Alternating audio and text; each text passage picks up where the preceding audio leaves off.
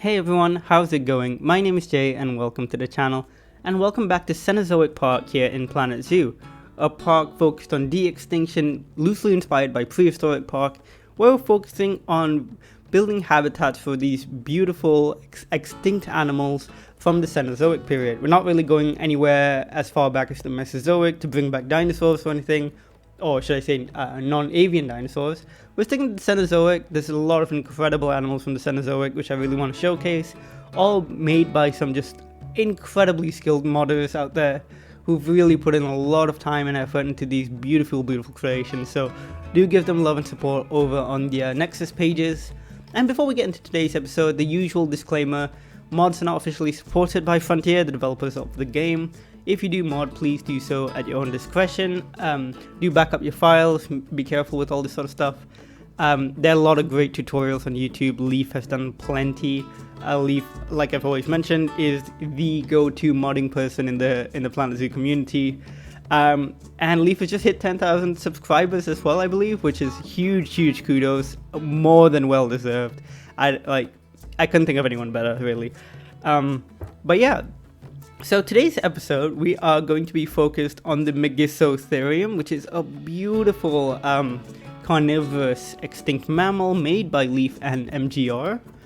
And it's a gorgeous animal. I wasn't super familiar with the species before actually building this habitat, but what I was somewhat familiar with was the kind of related species. This animal was a Hyaenadont, and I've looked into Hyaenadonts in the past.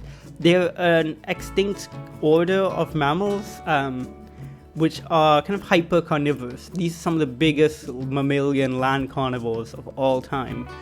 And they were these really large...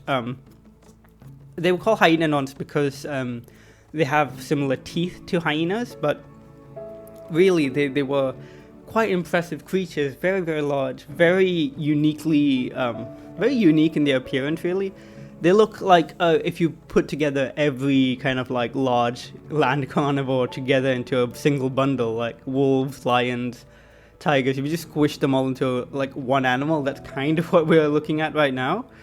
Yeah, Hyaenodonts are just super interesting, and the most famous member is of course Hyaenodont itself. If you ever watched Primeval back in the day, the sci-fi series, I believe Hyaenodonts made an appearance in one of the later seasons, if I'm not mistaken. Yeah, I remember that. I can't remember what episode it was, but it was pretty good. And I believe right now, Hyaenodonts were also used as inspiration for the wargs in Lord of the Rings, I believe. Really interesting animals, and I think that's why they've become so popular in like pop culture. I say so popular, as in like popular for a large, somewhat obscure Cenozoic mammal, essentially, which generally don't get an awful lot of love, but yeah, really interesting. Megistotherium specifically is one of the largest, and its name literally means like the greatest beast, which is just like, wow, you gotta be pretty confident with your animal if you're gonna name it something like that. And I think it's very well deserved. This is a very impressive looking land carnivore, and one of the most unique out there, I think. And the model that Leaf and MGR made really showcases how bizarre the animal actually is. It's got this huge head, like, it almost looks a little bit disproportional, but that is how the animal looks in real life. It's got a massive head with really powerful looking jaws. And in real life, these have actually been found close to fossils of elephant species. So these things called gomphotheres, they were extinct elephant species with like tusks that went straight forward and a kind of shovel-like bottom jaw. We're going to be introducing a similar species to that at some point, a Platybelodon, which is a really unique elephant species as well. But the fact that these guys might have hunted them is kind of crazy, because not many animals in modern times, nothing really ever tries to hunt an elephant. It's kind of like, it's a big no-no essentially, because elephants are not easy prey by any means.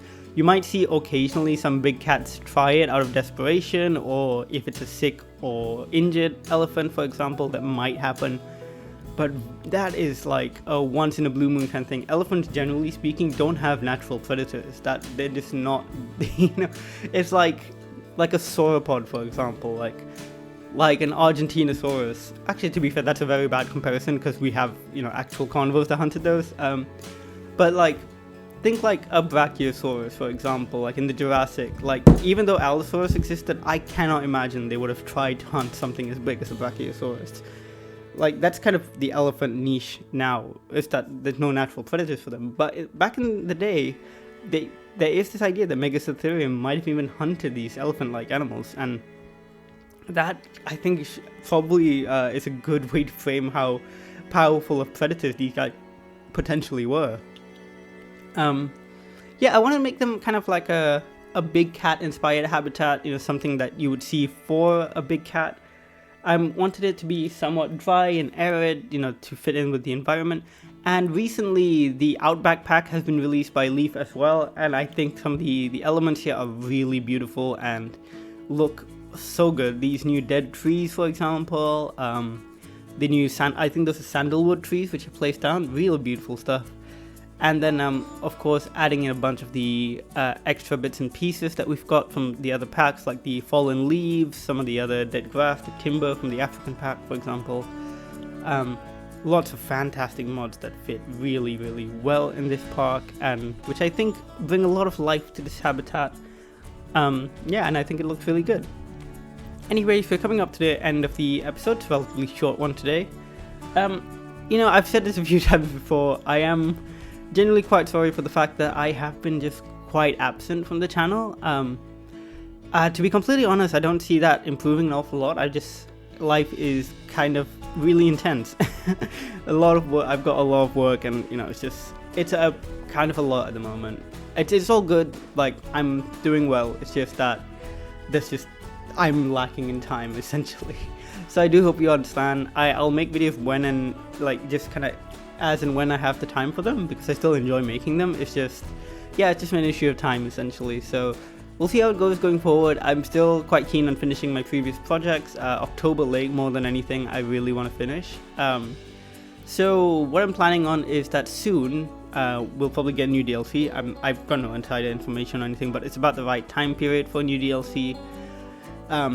And I'm thinking what I might do is that when the new DLC comes, obviously the mods are going to break for a while, so I'll take a break from this park and I'll go back to October Lake for a while, and hopefully whatever the new DLC is will fit in pretty well with the last few spaces we have in that park, and we can finish it up and really be able to kind of like, I'll be able to put it on Steam Workshop for you guys to have a look at, because I put in so much work in October Lake and I really want to see it finished. So we'll see how that goes, but I think that's the plan, hopefully. With the other games, I probably will make some other videos soon. Jurassic World Evolution, I'm kind of a little bit burnt out on at the moment. I did play with the new animals from the new pack, really like a couple of them, they're really nice. I just didn't have inspiration for a park or anything, so we'll leave that for now. Prehistoric Kingdom I might get back into soon. It's really, I think, a very fun game with a lot of good stuff to do, so yeah, might get back into that soon. But yeah, that's all for me today. Thanks so much for watching. Thanks for all your support as always. Yeah, I will see you all in the next video. Bye!